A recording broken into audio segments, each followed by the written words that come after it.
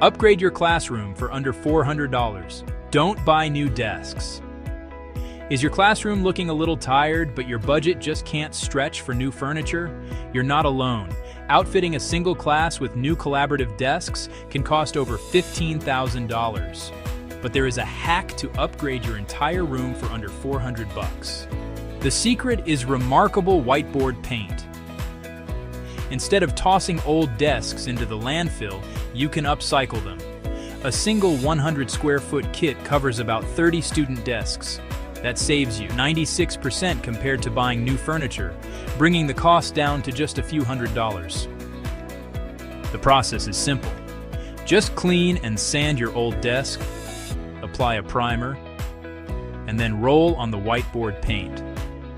Let it cure for 48 hours, and you've got brand new writable surfaces. You can even paint right over old chalkboards to eliminate chalk dust and create modern, ghost-free whiteboards. It's not just about saving money. Research shows that students are actually more engaged and willing to take risks on erasable surfaces because mistakes just aren't permanent. It turns your desks, walls, and even hallways into active learning hubs. So don't buy new. Upcycle what you have and transform your classroom into a modern, collaborative space for a fraction of the cost.